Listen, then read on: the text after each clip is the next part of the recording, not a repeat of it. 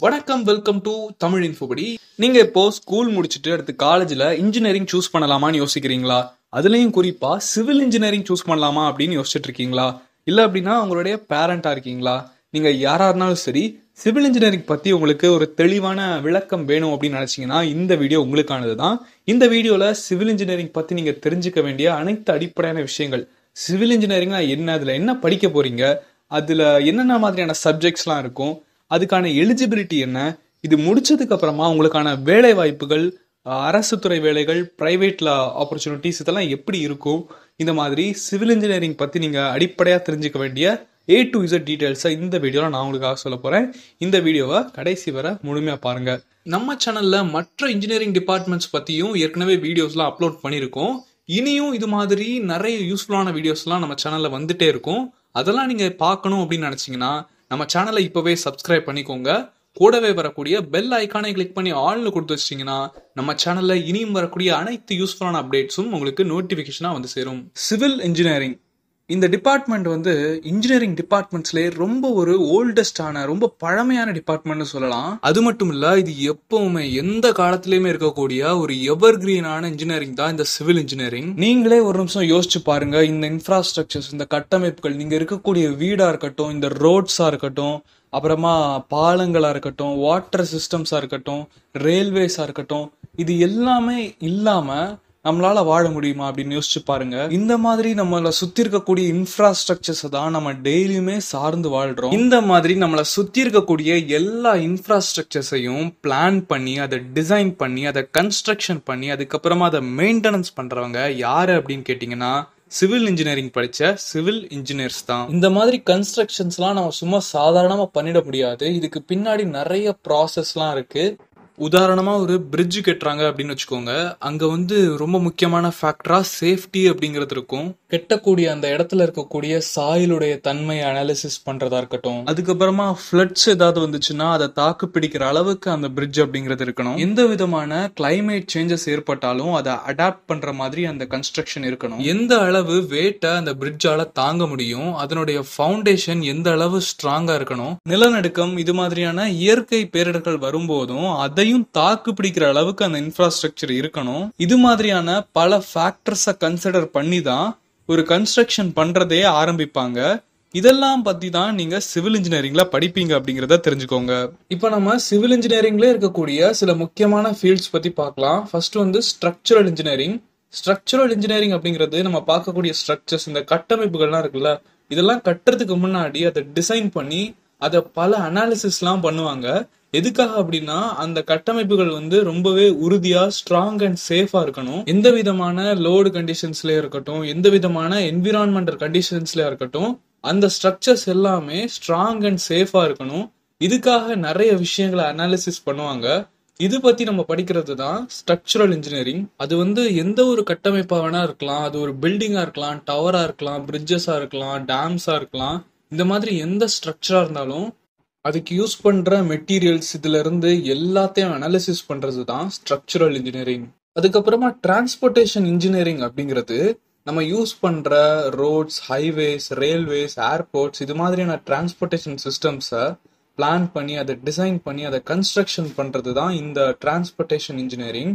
அடுத்து வந்து Jio technical engineering. இது எதுக்காக அப்படின்னு பாத்தீங்கன்னா, இப்ப நிலத்துல நேச்சுரலா இருக்கக்கூடிய கல்லு, மண்ணு, நிலத்தடி நீர், இதனுடைய தன்மைகள், இதனுடைய விஷயங்களை பத்தி படிக்கிறது தான் இந்த Jio technical engineering.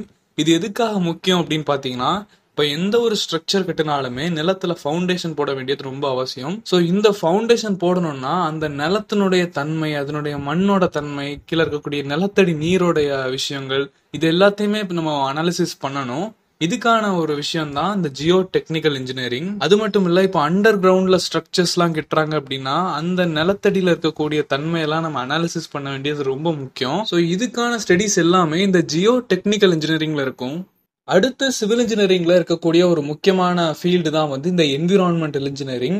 Environmental engineering அப்படிங்கிறது சுற்றுச்சூழல்ல ஏற்படக்கூடிய பிரச்சனைகளுக்கான தீர்வாக கன்ஸ்ட்ரக்ஷன்ஸை உருவாக்குறது, அதுக்கான ரெமெடிஸை கொடுக்கறது, இது பத்தின ஸ்டடிஸ் எல்லாமே என்விரான்மெண்டல் இன்ஜினியரிங்ல இருக்கும். இந்த என்விரான்மெண்டல் இன்ஜினியரிங்ல எது மாதிரியான ப்ராஜெக்ட்ஸ்லாம் இருக்கும் அப்படின்னு கேட்டிங்கன்னா, solid waste management, air pollution control, waste water management, sustainable infrastructure development, இது மாதிரியான விஷயங்கள்லாம் இந்த என்விரான்மெண்டல் இன்ஜினியரிங் கீழே இருக்கும். அடுத்ததா கன்ஸ்ட்ரக்ஷன் இன்ஜினியரிங். கன்ஸ்ட்ரக்ஷன் இன்ஜினியர்ஸ் என்ன பண்ணுவாங்க அப்படின்னா, அந்த மாதிரி கன்ஸ்ட்ரக்ஷன் நடக்கும்போது அதை ஓவர்சீ பண்ணுவாங்க, அதை ரிசோர்சஸ் எல்லாமே மேனேஜ் பண்ணுவாங்க, எந்த விதமான ரிஸ்க்ஸும் ஏற்படாம வந்து அதுக்கான பாதுகாப்பு விஷயங்கள்லாம் பண்ணுவாங்க. கன்ஸ்ட்ரக்ஷனை வந்து சேஃபா எஃபிஷியண்டா முடிப்பாங்க வித்தின் பட்ஜெட்டுக்குள்ள. இதுக்கான விஷயங்கள் எல்லாமே வந்து இந்த கன்ஸ்ட்ரக்ஷன் இன்ஜினியரிங் கீழே இருக்கும். இப்போ உங்களுக்கு இந்த சிவில் இன்ஜினியரிங்னா என்ன, இதுல என்ன விஷயங்கள் படிப்பீங்க அப்படிங்கறத பத்தி ஒரு தெளிவான விளக்கம் கிடைச்சிருக்கும் அப்படின்னு நினைக்கிறேன். அடுத்து நம்ம வந்து இந்த சிவில் இன்ஜினியரிங்ல என்ன மாதிரியான முக்கியமான சப்ஜெக்ட்ஸ்லாம் இருக்கும் அப்படின்னு பார்க்கலாம். அதுக்கு முன்னாடி வந்து இந்த சிவில் இன்ஜினியரிங் படிக்கிறதுக்கான எலிஜிபிலிட்டி என்ன அப்படிங்கறத பாத்திரலாம். இந்த பிஇ சிவில் இன்ஜினியரிங் கோர்ஸ் அப்படிங்கிறது ஒரு 4 years அண்டர் கிராஜுவேட் ப்ரோக்ராம். நீங்க வந்து 12th முடிச்சுட்டு இப்போ பிஇல வந்து ஃபர்ஸ்ட் இயர்ல ஜாயின் பண்ணணும் அப்படின்னு நினைக்கிறீங்கன்னா, உங்களுக்கான எலிஜிபிலிட்டி அப்படிங்கிறது நீங்க +1 +2ல கண்டிப்பா பிசிக்ஸ், கெமிஸ்ட்ரி, மேத்தமெட்டிக்ஸை வந்து சப்ஜெக்டா எடுத்து படிச்சிருக்கணும். இந்த 3 சப்ஜெக்ட்ஸ் எடுத்து நீங்க +2 பாஸ் பண்ணியிருந்தாதான் நீங்க இது படிக்கிறதுக்கான எலிஜிபிள் ஆவீங்க.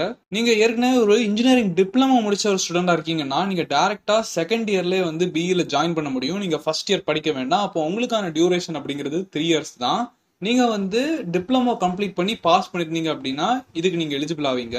ஓகே, இப்போ நம்ம என்ன பார்க்க போறோம் அப்படின்னா, பிஇ சிவில் இன்ஜினியரிங்ல இருக்கக்கூடிய சில முக்கியமான சப்ஜெக்ட்ஸ் என்னென்னலாம் அப்படிங்கிறத நான் ஸ்கிரீன்ல டிஸ்பிளே பண்ணியிருக்கேன்.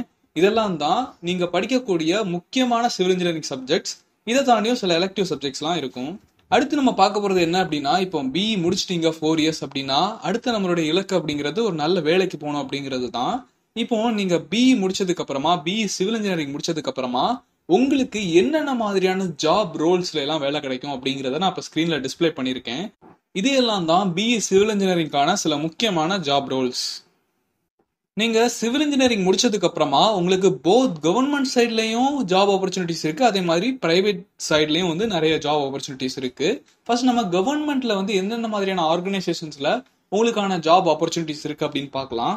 சிவில் இன்ஜினியர்ஸை ரெகுலரா ஹையர் பண்ணக்கூடிய சில அரசு நிறுவனங்களை தான் நீங்க இப்ப ஸ்கிரீன்ல பாக்குறீங்க.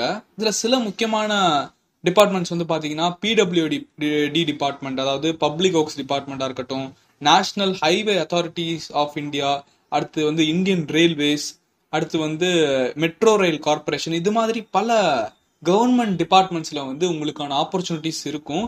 எப்படின்னா சிவில் அப்படிங்கிறது எல்லா இடத்துலயுமே இருக்கும் அப்படிங்கிறது உங்களுக்கே தெரியும்.